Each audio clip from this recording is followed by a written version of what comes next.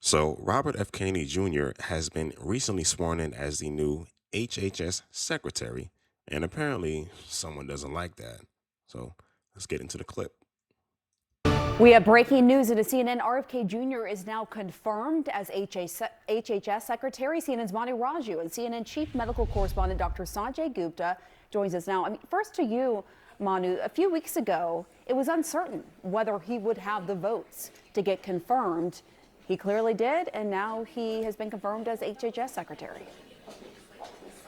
Yeah, and the one big reason why there were a lot of questions was just because of all the public statements that he had made questioning vaccines over the years, questioning their safety, suggesting that there was a link to childhood autism, and not accepting the science that debunks that notion that there is a link between the two. But even though he, at his confirmation hearing, struggled on the question of vaccines linked to autism, hedged on that question, and it caused concerns among one key Republican senator, Bill Cassidy. Cassidy ultimately voted yes, despite being a medical doctor, despite having his own reservations, because Kennedy made commitments to him that he would not try to undermine vaccines, that he believed in the safety of vaccines, walking back some of his past statements of sorts. That was enough to win over most Republican senators. That won over Susan Collins of Maine, another swing vote. Also, Lisa Murkowski, someone who said that she still harbors some concerns about RFK Jr.'s views on vaccines. And we just asked her moments ago, I said, how do you trust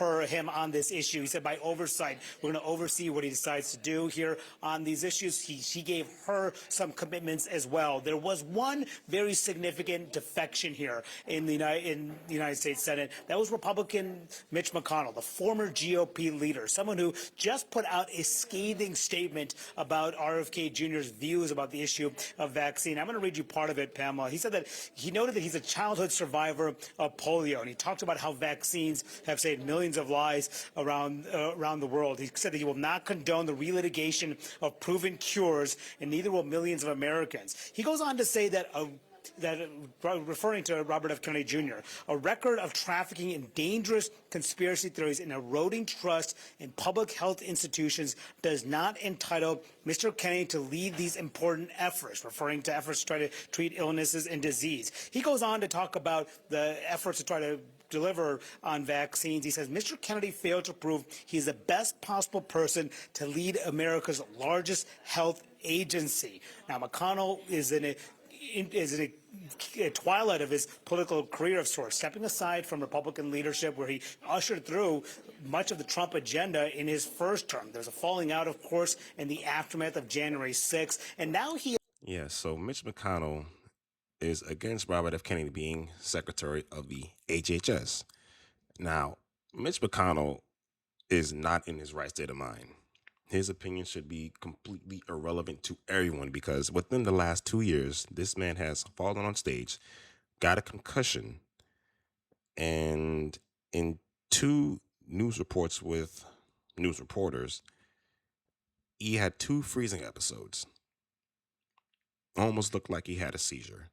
So nowhere in this world should this man have any say in what goes on anymore. This man needs to be in a retirement home chilling out because I'm pretty sure that if he thinks too hard, he might have a seizure, his brain might short circuit, and that'll just be the end of him. He needs to go chill out somewhere. He has stepped aside as Republican leader as a member of the rank and file. He has told colleagues the shackles are off. He has said that to his colleagues, and very clearly, this is the third Trump nominee that he has voted against. He is the only Republican senator to vote against more than one Trump nominee. And the other two ones, of course, Tulsi Gabbard to be the director of national intelligence, that happened yesterday, and Pete Hegseth to be the Secretary of Defense. Now with his opposition to Robert F. Kennedy Jr., that makes him 3 nominees that he has voted against, a major signal to the Trump administration, but still not enough to stop RFK Jr. from getting this important post. He was just confirmed 52-48, 52 Republicans voting in support of his confirmation, 48 Democrats opposed. Yeah, so I'm under the impression that Mitch McConnell may also be one of the people that are against DOGE because what recently came out in a news report that came out yesterday is this article right here. It says HHS splurged more than $22 billion on grants for migrants, including cash for cars, homes, and home loans and startups. The Department of Health and Human Services ramped up grants for migrants from 2020 to 2024, which included cash assistance to buy cars, homes, and even build credit for startup businesses, according to a shocking watchdog report that found taxpayers were left on the hook for $22.6 billion. So, question for you guys. Did any of y'all know about this? Did any of y'all get offered any type of cash assistance to buy cars, cash assistance to help you buy your home, or build the credit to start a business? No, but they're quick to give this stuff to the migrants. And mind you, the HHS has nothing to do with the migrant crisis. I don't even know why they're funding the migrant crisis and giving this stuff to them, because the HHS is in charge of the food, like the FDA is part of the HHS, and pretty much medications and vaccines, stuff like that. Why are they giving $22 billion to migrants to pretty much help them become American citizens, while the American citizens that are on the hook for this $22.6 billion get nothing? Shocking as hell. Let's continue. All right, to 47 bring you Democrats in. and Mitch McConnell opposed. All right, there you go. Sanjay Gupta, to bring you in, what kind of an impact could RFK Jr. have as HHS Secretary on certain health issues, including vaccines? Well, I think there was two prevailing themes. One was the theme of, making America healthy again, which had pretty broad support. Frankly, had a lot of echoes of what we've heard in the past from like the Let's Move campaign from Michelle Obama, for example. But that has broad support, trying to make people healthier. We spend a lot of money on healthcare. We don't see enough in return for those dollars. I think this issue of vaccines was the linchpin. And, we got a sense of it, during the confirmation hearings of where this was headed, especially after Senator Bill Cassidy came out and voted for him in that procedural vote, but also said, a couple of things. He said, as you can see on the screen there, after speaking with Kennedy, he said that there was assurances that he was going to work within the current approval and safety monitoring systems. He was going to maintain something that we've reported a lot on, what is something called ACIP. That's an advisory group on vaccines. And also the language even on the CDC's website, it would continue to say that vaccines don't cause autism. Now, these were assurances that Kennedy gave to Cassidy. They're not enforceable. We'll have to sort of see how that plays out. So I guess the answer to your question, Pamela, is we will see. I mean, I think there's a lot of things that he wants to do with regard to disrupting the things that would make America healthy again. With vaccines, if I had to sort of predict, I don't think that there would be that much of an impact on the childhood vaccine schedule, for example.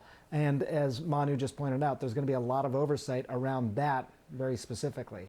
So honestly, I'm also one of those people that are very iffy when it comes to vaccines, especially what happened during COVID-19, where they said these vaccines were supposed to help people. I got both shots and still caught COVID. And it was really bad for me and my family, matter of fact. Only people in my family that didn't really have it that bad was the kids. It was my 3 kids. I had it bad. My wife had it bad. And we both got vaccinated and still. So when it comes to vaccines, very iffy. I don't get flu shots, none of that stuff. I do have this stuff that's still required for school. That's pretty much it. But by the way, I don't know if you guys know what Mitch McConnell's net worth is, but this man is worth about $34 billion last reported in 2018. So obviously he's also one of those politicians that have been profiting off of USAID, possibly. So obviously he would be against everyone that Donald Trump is picking to run USAID and go through all this crap that has been going on in the government for the past decades. He's probably one of those people that have been profiting from it. But let me know what you guys think about this in the comment section. Make sure you hit the like button and subscribe to the channel, and we will see you guys next time.